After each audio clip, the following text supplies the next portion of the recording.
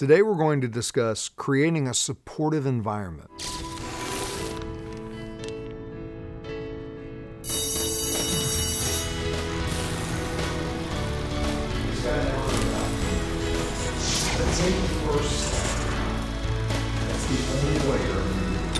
In last week's episode, we were talking about what do you do when you run into external resistance. And I know we ran a little bit long on that take last week, and there was a reason why, is we really had a lot of requests for information on that. And the reason we're concerned about time is two reasons. One, we host these videos on our site, but we also put them up on YouTube, MySpace, Facebook, and they've got some time restrictions.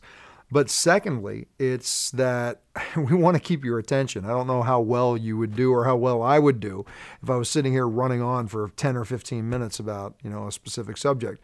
But there was so much content regarding that and so many people asked about it, we did make that video a little longer.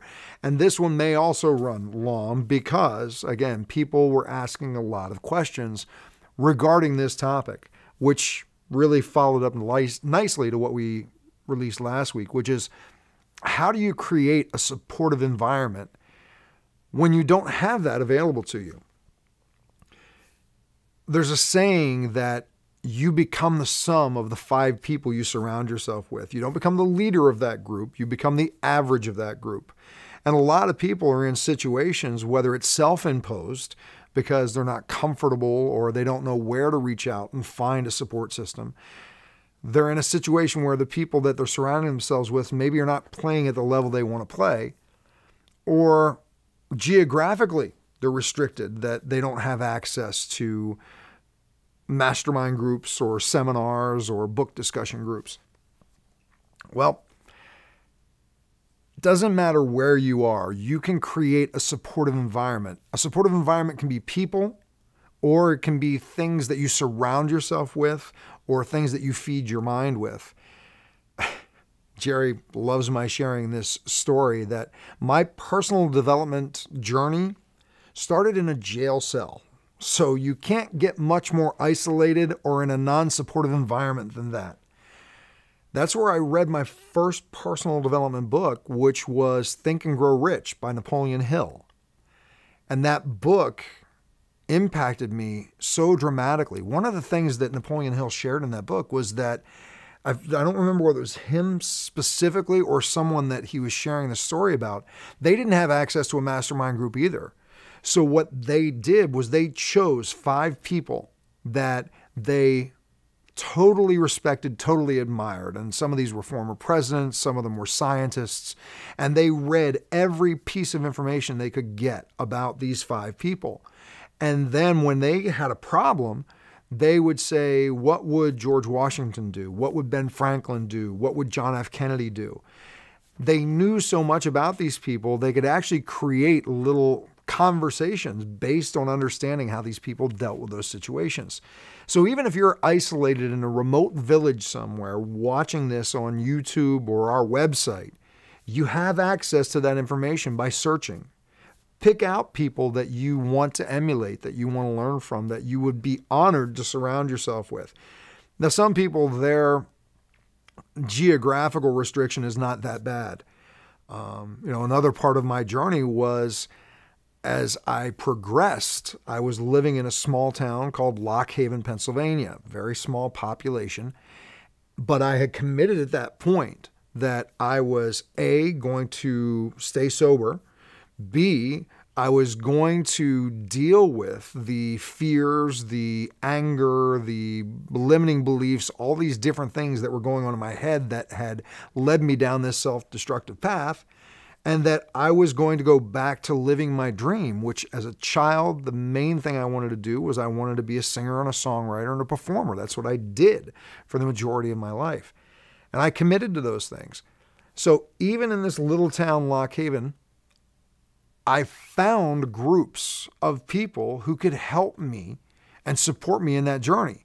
I had to drive 30 miles to get to these meetings where I would be with these 6 to 12 people, and we would spend an hour brainstorming and talking about problems that we were having in our lives and creating kind of a buddy system where, I would say, I'm struggling with this right now. And somebody go, I had that same problem. Here's how I dealt with it. and you progress. You progress on this journey of self-awareness. You learn new skills. You move to certain levels. And then you grow past that group and you need to go, okay, what's next? Some of those people will grow with you and some won't. Another one of those areas for me was in music.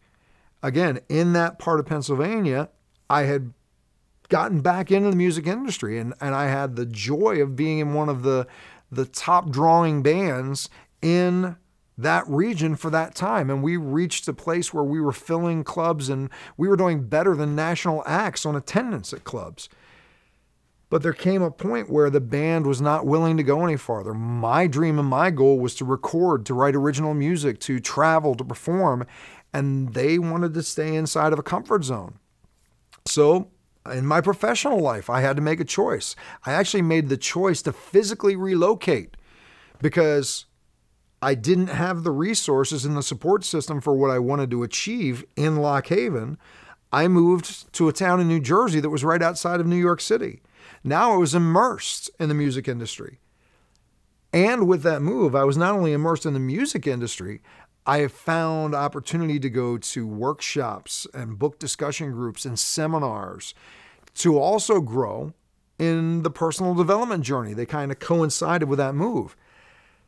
Now, I also reached a point, even being in New Jersey and New York City, where the challenge was I would go to these seminars, I would get all this great information, and then I would be sitting around going, I don't have anybody else to talk to and to learn from. So what did I do? I got involved in creating a group that got together on a regular basis. We were called the Seventh Power. We created it as a nonprofit corporation because we wanted to take and contribute to others.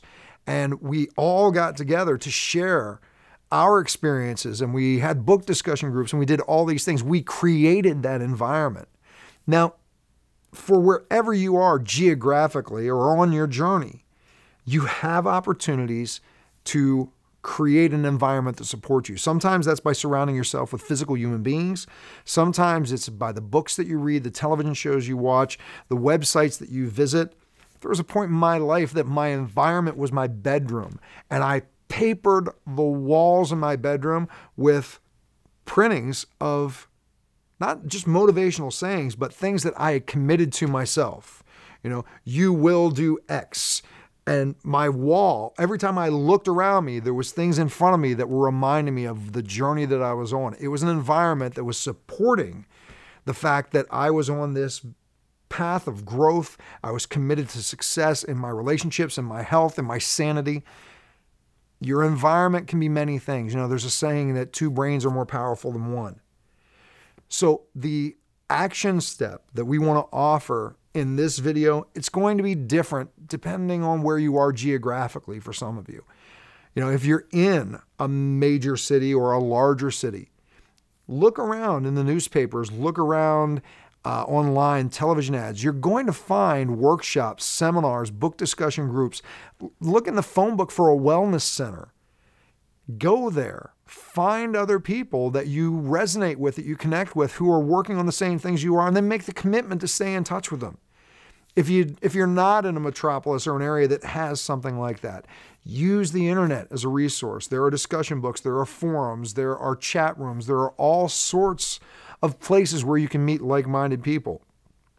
And if you're in such a rural area that you don't have much access to either, and I'm sorry, you do have access if you're watching this video to do the internet, do what Napoleon Hill talked about. Create that mastermind group by studying the lives of people that you want to emulate.